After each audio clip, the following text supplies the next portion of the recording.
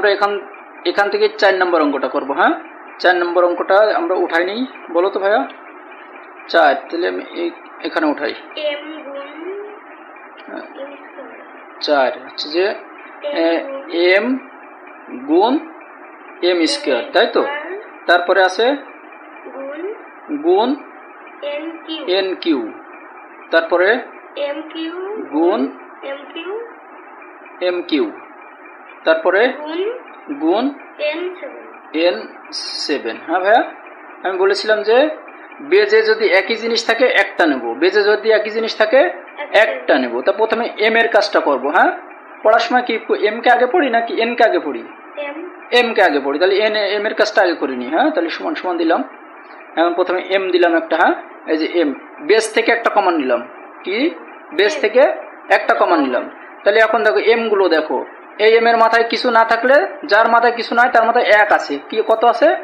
1 আছে। পাওয়ার তার মাথায় 1 আছে। হ্যাঁ, তাহলে এখানে আমরা mটা দিয়ে নিই m, আর এখানে 1 দিলাম। হ্যাঁ 1। আর দেখো তো এই গুণের জন্য কি চিহ্ন দেবো? গুণের জন্য যোগ, গুণের জন্য যোগ। দেখো গুণের চেহারাটা যোগের মতোই দেখতে কিন্তু, তাই না? হ্যাঁ, গুণের চেহারা না, দুইটা কাটি না, দুইটা দাগ, তেমন কি যোগের মতোই দেখতে। তো যোগে কয়টা দাগ? দুইটা। তার মানে যখন গুণ থাকবে যোগ করব, যখন গুণ থাকবে যোগ করব, পাওয়ার পরে যোগ হবে তখন। তাহলে আমরা এখন যোগ দিই। এখন এই যে m আরেকটা পেয়েছি। হ্যাঁ, তাহলে এখানে কত আছে? 2। তাহলে এই যে 2 দিলাম। হ্যাঁ, এই বেস থেকে কিন্তু কমন নেওয়া হয়ে গেছে m। হ্যাঁ, বেস থেকে কমন নেওয়া হয়ে গেছে না? এখন পাওয়ারগুলো হিসাব করছি। প্রথম কাজ বেস নেওয়া, দ্বিতীয় কাজ পাওয়ারের হিসাব করা। তা পাওয়ারের হিসাব করার সময় আমরা চিহ্নটা দেখি, গুণ আছে কি ভাগ আছে।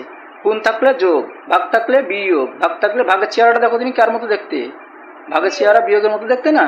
তাহলে ভাগ থাকলে বিয়োগ। তাহলে আমরা এখন দেখো এখানে আর m আছে, এই যে আরেকটা m আছে, তাহলে এটা গুণ হয়ে আছে। হ্যাঁ, তাহলে এর আগেও কি গুণ চিহ্ন, তাহলে কি যোগ দেবো? যোগ কত? এটা 3, তাই তো ভাইয়া? হ্যাঁ, তাহলে এই পর্যন্ত m এর কাজ শেষ, এই পর্যন্ত m এর কাজ। তাহলে এইখানে আসি আমরা। হ্যাঁ, এইখানে আসি না, আবার যদি এখানে n লিখি তাহলে কিন্তু এই n এর মাথায় পড়ে যাবে পাওয়ারগুলা। হ্যাঁ, এইখানে যদি আমরা n লিখতে যাই তাহলে দেখো n এর মাথায় কিন্তু এগুলো চলে যাবে। হ্যাঁ, এই জন্য m যত দূর গেছে সেই বাউন্ডারি ছেড়ে দিতে হবে। হ্যাঁ, এই পর্যন্ত ছেড়ে দিতে হবে। এখানে একটা ডট দিলাম, কারণ n দেখো m এর সাথে গুণ হয়ে আছে, এই m এর সাথে n ও কিন্তু গুণ হয়ে আছে না? এই জন্য আমরা এখানে n দেবো এর বাউন্ডারি ছেড়ে। কার বাউন্ডারি ছেড়ে? এর বাউন্ডারি ছেড়ে দিলাম। আচ্ছা ঠিক আছে, তাহলে এখন n এর হিসাব করছি আমি। এখানে n কই? n এর বেস থেকে একটা নিয়ে নিয়েছি। প্রথম কাজ বেস নেওয়া, বেস একটা নিয়ে নিলাম। এখন পাওয়ারের হিসাব, পাওয়ারের হিসাব কি? প্রথমে 3, তারপরে 7, তাই তো? তাহলে প্রথমে দিলাম 3, আর এই যে এইটার আগে দেখছি গুণ আছে, তাহলে গুণের জন্য কি দেবো? যোগ, আর এই যে 7। হ্যাঁ, তাহলে আমাদের দুইটা হিসাবই শেষ। হ্যাঁ ভাইয়া, তাহলে একটুখানি কাজ বাকি আছে, পাওয়ারের হিসাবটা করে দেবো শুধু। হ্যাঁ, তাহলে বেজে এটা m থাকলো, m, এটা যোগ করে দিন ভাইয়া। 3 আর 2 5, 5 আর 1 6।